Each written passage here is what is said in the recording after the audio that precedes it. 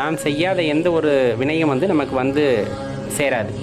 அப்படி ஒன்று வருது, அதை இறைவன் நமக்கு கொடுக்கின்றார் அப்படின்னா நல்லா தெரிந்து கொள்ள வேண்டியது, அது எங்கோ நாம் கடன் மிச்சம் வைத்திருக்கின்றோம் அப்படிங்கிறத அதிலிருந்து தெளிவாக புரிஞ்சுக்கணும். ஏதோ ஒரு ஜென்மத்தில் யாரோ ஒருத்தருக்கு நம்ம செஞ்ச வினையானது இப்பொழுது நமக்கு திரும்பி வருகிறது அப்படின்றது தெளிவாக தெரிஞ்சுக்கணும். அப்படி ஒரு பக்குவப்பட்ட மனதுக்கு நம்ம வந்துட்டோம் அப்படின்னா பகைவர்களை கூட நேசிக்கக்கூடிய ஆற்றலை நாம் பெற்றுவிடுவோம்.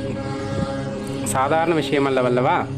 ஒருத்தர் நமக்கு துன்பம் செய்கிறார் அப்படிங்கும்போது அந்த துன்பத்தை நாம் அனுபவிப்போம். அதில் எந்த மாற்று கருத்துமே இல்லை. ரொம்ப கொடுமையானதாக கூட இருக்கும்.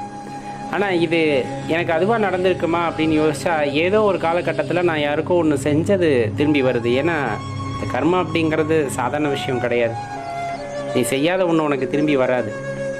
இல்லை இப்போ புதுசாக யாராச்சும் உங்களுக்கு செஞ்சுட்டாங்கனாலும் அமைதியாக இருந்துருங்க, அது அவங்களுக்கு திரும்பி போகும். உங்களுக்கு வேறு வகையில் அது பலனளிக்கக்கூடியதாக இருக்கும்.